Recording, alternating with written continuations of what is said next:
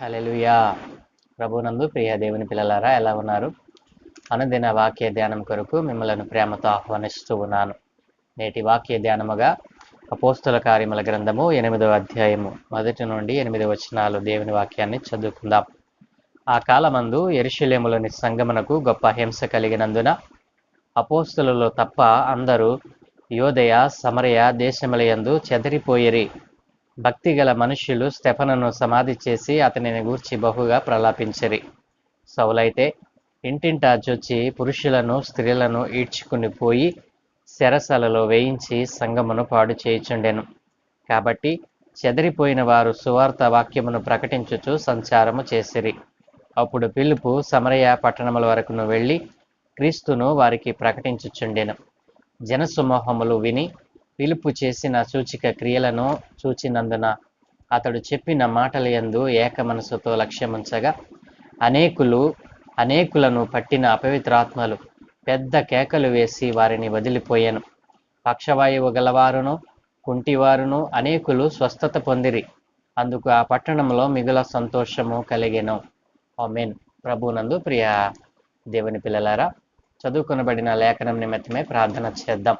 మమ్మల్ని మిక్కిలిగా ప్రేమించుచున్న మా ప్రియ తండ్రి, గొప్ప దేవానికి స్తోత్రాలు నాయన. ఏ మంచి లేని మా జీవితంలో మరొక నూతన దినాన్ని అనుగ్రహించినందుకే మీకు స్తోత్రాలు. దేవా, ఈ ఉదయ కాలమున నీ వాక్యమును ధ్యానం చేయటానికి మేము కూర్చుని ఉన్నాము నాయన. నా మనస్సులను మీ మీద కేంద్రీకరించి అయా చదువుకున్న ఈ లేఖనములో నుండి కొన్ని విషయాలు నేర్చుకోవడానికి అయా మీ ఆత్మతో మమ్మలను ప్రేరేపించమని, మీరే మాకు బోధించి నేర్పించమని యేసునామమున ప్రార్థిస్తున్నాము తండ్రి. ఆమేన్. ప్రభువునందు ప్రియ దేవుని పిల్లలారా, చదువుకునబడిన లేఖనమును బట్టి మనం ఆలోచన చేసినట్లయితే మరి నిన్నటి దినాన్న మరి ఆత్మతో నిండుకున్న వాడై పరిశుద్ధాత్మ ద్వారా మరి దేవుని యందు నిలబడినటువంటి వ్యక్తి, మరి దేవునిలో నిలబడినందుకు గాను హతసాక్షి అయినటువంటి స్టెఫను జీవితమును గురించి మనం ధ్యానం చేశాం. స్టెఫను జీవితంలో మనకు కావలసినటువంటి ఆత్మీయ సత్యాలను నేర్చుకున్నాం.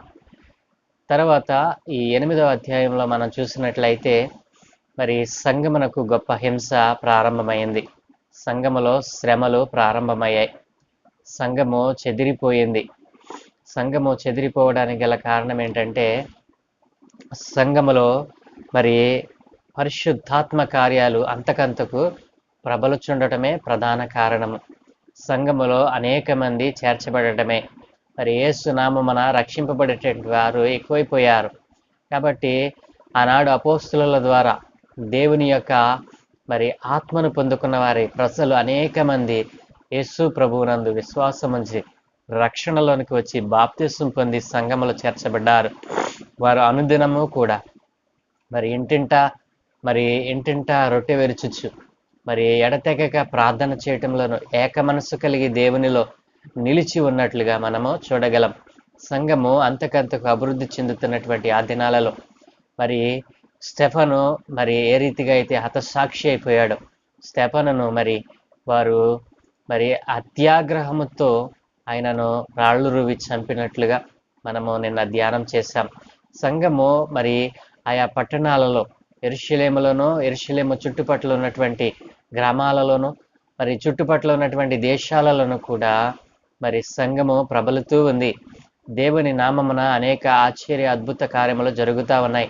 అపోస్తులు ఆత్మను పొందుకున్న వారై పరిశుద్ధాత్మ ద్వారా అనేక మరి సూచక క్రియలను ప్రజల మధ్య జరిగిస్తూ మరి ప్రజలను సన్మార్గంలో నడుపుతూ ఉన్నటువంటి ఆ దినాలలో మరి స్టెఫను చనిపోయినప్పుడు తన చావునకు సమ్మతించి తన వస్త్రాలను ఒక యవనస్తుని దగ్గర పెడతారు. అతడే సౌలు. ఆ సౌలు ఏం చేస్తూ ఉన్నాడంటే మరి ఏ రీతిగా ప్రబలుతున్నటువంటి సంఘములో కూడుకున్నటువంటి మరి విశ్వాసులను మరి వాడు చెదరగొడుతూ ఆ సౌలు అనేటువంటి యవనస్తుడు మరి ప్రధాన యాజకుల దగ్గరను మరి అధిపతుల దగ్గర మరి తాకీదులు తీసుకొని సంఘమును అపరిమితముగా మరి హింసిస్తూ మరి యేసునామమున కూడుకుంటున్న వారిని మరి చెరసాలలో వేయించి మరి అనేక సంఘములను ఆయన పాడు చేస్తూ ఉన్నట్లుగా మనం చూడగలం. కాబట్టి ఆ కాలమందు యెరూషలేములోను సంఘమునకు గొప్ప హింస కలిగిందంటండి. ఎంత హింస అంటే ఆ సంఘము అక్కడ నుండి మరి యోదయ సమరయ దేశములకు చెదరిపోయిందంటండి.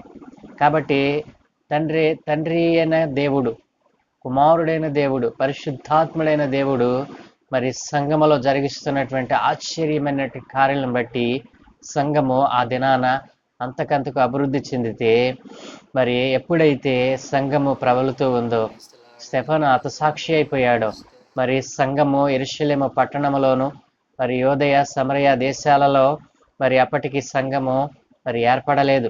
కానీ దేవుడు మరి యేసు ప్రభుల వారు ఆరోహణ అవ్వకముందు మరి అపోస్తుల కార్యముల గ్రంథం 1వ అధ్యాయం 8వ వచనంలో చెప్పిన రీతిగా ఆయన మాటకు మరి ఆయన చెప్పిన రీతిగా జరిగినటువంటి కార్యము. ఆయన ఏమన్నారు? ఆయనను పరిశుద్ధాత్మ మీ మీదికి వచ్చినప్పుడు మీరు శక్తిని అందుతారు గనుక మీరు యెరూషలేములోను యోదయ సమరయ దేశముల యందంతటను బూదిగంతముల వరకు నాకు సాక్షులై ఉంటారు అని దేవుడు చెప్పినటువంటి ఆ వాగ్దాన ఫలము ఈ రోజున సంఘములో నెరవేరబోతా ఉంది. మరి 8వ అధ్యాయం మనం చూసినట్లయితే 8వ అధ్యాయంలో మరి పిలుపు సమరయ పట్టణానికి వెళ్ళి సువార్త ప్రకటించడం, అలాగే హాము సంతతి వాడైన నపుంసకుడు రక్షణ పొందటం, ఈ రెండు దృగ్గు విషయాలు 8వ అధ్యాయంలో మనం చూడగలం. ప్రియ దేవుని చిన్నంగమా, మరి ఆ కాలం ముందు మరి సౌలు అనేటువంటి యవనస్తుని ద్వారా సంఘానికి గొప్ప హింస కలిగినప్పుడు సంఘము ప్రార్థిస్తూ ఉంటే మరి ప్రార్థించే వారిని తీసుకుని వెళ్ళి చెరసాలలో వేస్తూ మరి అనేక శత్రుహింసలకు గురి చేసినప్పుడు సంఘము మరి ఆ ప్రాంతము నుండి విడిచిపెట్టి మరి యోదయ సమరయ దేశములకు చెదరిపోయినట్లుగా మనం చూడగలం. చెదరిపోయిన వారు మరి తమ ప్రాణాలను చేతుల్లో పెట్టుకుని వారు ఉండలేదండి. వారు ఏం చేశారట? చెదిరిపోయిన వారు సువార్త వాక్యమును ప్రకటించుచు సంచారము చేశారంటండి. వారు ఎక్కడికి వెళితే, వారు ఏ రీతిగా అయితే సంఘములో వెలిగించబడ్డారో, ఆత్మను పొందుకున్నారో, ఆత్మను పొందుకున్నటువంటి ఏ వ్యక్తి కూడా మరి ఎక్కడ ఉన్నా కానీ తన ఆత్మను ఆర్పివేసుకొనడు. మరి ఆత్మను పొందుకున్నటువంటి వారు మరి అగ్ని చేత మరి అగ్ని జ్వాలలు విభాగింపబడినట్లుగా పరిశుద్ధాత్మ వారి మీదకి అపోస్తలులు చేతులుంచగా వారి మీదకి పరిశుద్ధాత్మను పొందుకున్నారు కదా. మరి అలాంటి పరిశుద్ధాత్మను పొందుకున్నటువంటి విశ్వాసులు ఆయా దేశములకు, యోదయ సమరయ దేశాలకు వెళ్ళిపోయినా అక్కడ దేవునిని స్తుతించకుండా ఉండలేకపోయారు.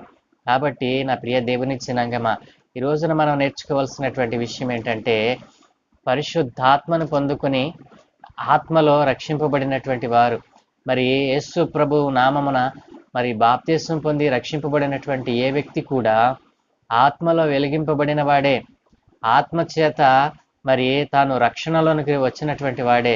కానీ ఈ దినాన మనం ఆలోచన చేసినట్లయితే సంఘములో మరి రక్షింపబడినటువంటి వారు సంఘములో ఉంటూ ఉన్నారే తప్ప ఆత్మను ఆర్పివేసుకుని మరి తమ జీవితాలను వ్యర్థపరుచుకుంటున్నటువంటి వారు అనేక మంది ఈ లోకములో మనం చూస్తూ ఉన్నాం. కానీ ఆనాటి ఆది సంఘం ఆ రీతిగా లేదండి. ఏ ప్రాంతానికి వెళ్ళినా వారు తమ ఆత్మను వెలిగిస్తూ ఆ ఆత్మను అనేక మందికి మరి వెలుగుగా వారు బ్రతికారు. కాబట్టి చెదిరిపోయామని, అక్కడ మాకు ఎవరు తెలియదని వారు ఊరుకుండలేదు.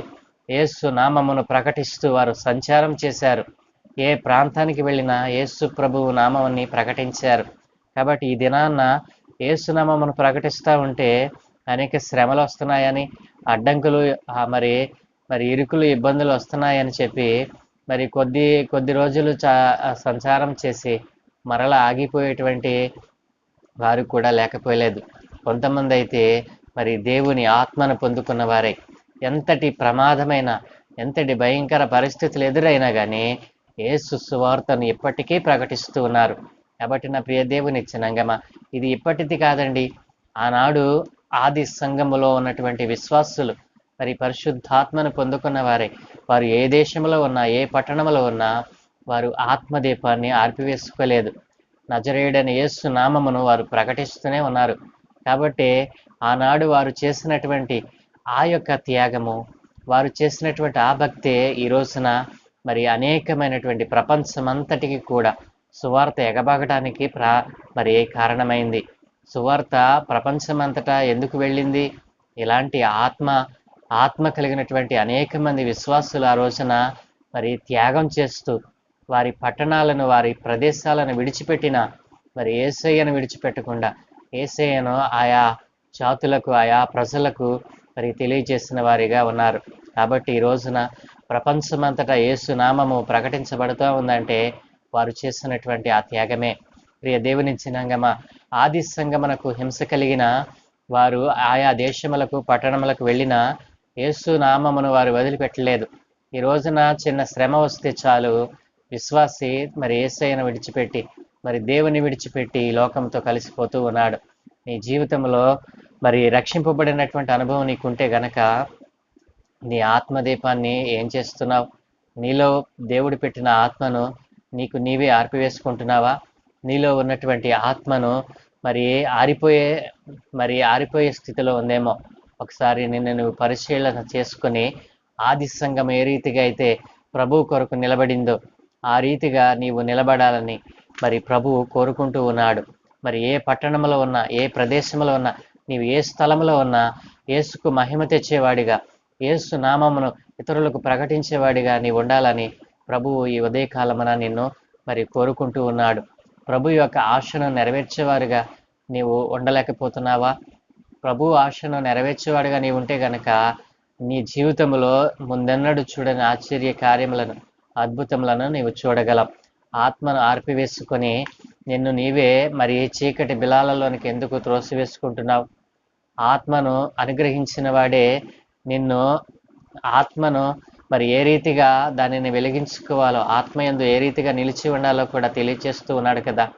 మరి తెలియచేస్తూ ఉన్నప్పుడు ఆ మాటలను వినకుండా నిన్ను నీవు పాడు చేసుకుంటున్నటువంటి ఆ కారణాలు ఏమిటో ఒకసారి పరిశీలన చేసుకుని, ఆది సంఘములో ఉన్నటువంటి విశ్వాసులు ఏ రీతిగా భక్తిని చేశారు, ఏ రీతిగా యేసు నామమందు నిలిచి ఉన్నారు, ఆ రీతిగా నీవును నేనును కూడా మరి ప్రభువునందు నిలిచి ఉండాలని దేవుడు మనకు ఈ ఉదయ కాలమున తెలియచేస్తూ ఉన్నాడు. ఆది సంఘములో హింస కలిగినా యేసునందు నిలబడ్డారు. ఈ రోజున శ్రమ వచ్చిందని యేసయ్యను విడిచిపెట్టకు. యేసయ్య నీకు తన ఆత్మను అనుగ్రహించాడు. ఆత్మ నీలో కార్యములు జరిగించడానికి ఇష్టపడుతూ ఉన్నాడు. కానీ ఆ ఆత్మను కార్యములు జరిగించకుండా నిన్ను నీవే మరి ఆత్మను నువ్వు దూరం చేసుకుంటూ ఉన్నావు. కాబట్టి ఆత్మను పొందుకున్న వారై యేసునందు నిలిచి ఉండాలని ప్రభు పేర మనవి చేస్తూ నా మాటలు ముగిస్తూ ఉన్నాను. ప్రార్థన. మమ్మలను మిక్కిలిగా ప్రేమించుచున్న ప్రియ తండ్రి, గొప్ప దేవా, మీకు స్తోత్రాలు నైనా. సకల ఆశీర్వాదములకు కారణభూతుడవు నీవే నైనా. ఈ లోకములో నీవు మాకు ఆత్మను అనుగ్రహించి మా యందు నైనా అనేక అద్భుత ఆశ్చర్య కార్యములను జరిగించుచున్నావు. ఈ రోజున నమ్మితే నీ వలన సమస్తమును సాధ్యమన్నవు నాయన. ఇదిగో యేసునందు నమ్మిక ఉంచినప్పుడు నాకు ఈ గొప్ప కార్యము జరిగిందని, యేసునందు నేను విశ్వాసం ఉంచినప్పుడు యేసయ్య నా జీవితంలో ఈ గొప్ప ఆశీర్వాదములు జరిగించారని అనేక మంది భక్తులు, అనేక మంది ప్రజలు ఈ రోజున సాక్ష్యమిస్తూ ఉన్నారు నాయన. ఇన్ని సాక్ష్యాలు వింటున్న కొందరి జీవితాలలో మార్పు అనేటువంటిది కలగటం లేదు తండ్రి. ఆ రోజున అయా నీ సంఘానికి గొప్ప హింస కలిగినప్పుడు వారు ఆయా దేశములకు, పట్టణములకు పారిపోయిన, చెదిరిపోయిన వారు మిన్నకుండలేదు నాయన. నీ నామాన్ని గట్టిగా ప్రకటించచ్చు ఆయా దేశాలలో, పట్టణాలలో సంచారం చేశారు. ఈ రోజున నీ నామాన్ని పట్టుకుని ఆయా దేశాలలో, పట్టణాలలో సువార్తను ప్రకటిస్తున్న నీ బిడ్డలకు అనేక హింసలు, అనేక ఉపద్రవాలు ఎదురవుతూ ఉండగా నాయన, అయినప్పటికీ నీలో నిలిచి ఉండి నీ వాక్యమును ప్రకటిస్తున్న బిడ్డలకు మీరు తోడుగా ఉండండి నాయన. ఇదిగో మత సామరస్యవాదముతో, మత ఉన్మాదముతో నాయన ఒకవేళ నీ పిల్లలపైన దాడులు చేస్తూ ఉంటే అటు వారందరినీ నాయన క్షమించమని, వారి ఆత్మలను కూడా రక్షించమని అడుగుచున్నాను తండ్రి. నీ నామం ఎరిగిన వారు, నీలో రక్షింపబడిన ప్రతి బిడ్డ కూడా నాయన నీ నామమును ఇతరులకు ప్రకటించేవారుగా మార్పు చెందుటకు సహాయం దయచేయమని, వారిలో ఒక నూతనమైన ఉద్దేశాన్ని, నూతనమైన తీర్మానాన్ని ఈ ఉదయమున పుట్టించమని, ఆది సంఘము చేసిన భక్తిని ఈ రోజు నైనా ఇదిగో మా జీవితాలలో మాకు ఇచ్చినటువంటి సంఘాలలో కూడా నైనా ఉండునట్లు సహాయము దయచేసి, ఈ దినమును మాకు ఇచ్చినందుకే మీకు స్తోత్రాలు. ఈ దినమందు మేము చేయు ప్రయాణములను, ప్రయత్నాలను సమస్తమును ఆశీర్వదించండి నైనా. బలహీనులైన వారిని బలపరచండి నైనా. వ్యాధిగ్రస్తులను స్వస్థపరచండి. ఇదిగో తండ్రి ఉద్యోగముల కొరకు నైనా, వ్యాపారముల కొరకు నైనా ఇదిగో తండ్రి వారు సిద్ధపడుతూ ఉండగా నాయన వారి ఉద్దేశాలను, వారి సిద్ధపాటును మీరు దీవించండి, ఆశీర్వదించండి. నైనా ఉద్యోగ భద్రత కొరకు ఎదురు చూస్తున్న వారికి ఉద్యోగ భద్రతను అనుగ్రహించండి. ఘనత, మహిమ, ప్రభావాలు మీరే పొందుకోమని మేము ఈరోజు చేయు ప్రయాణములన్నిటి మీద మీకు అనుదృష్టి ఉంచి మీ దూతల కాపుదలు అనుగ్రహించి నీవే మహిమ పొందుకోమని యేసు ప్రభుల వారి ప్రశస్త నామమున ప్రార్థించి వేడుకుంటూ ఉన్నాము తండ్రి. ఆమేన్, ఆమేన్, ఆమేన్.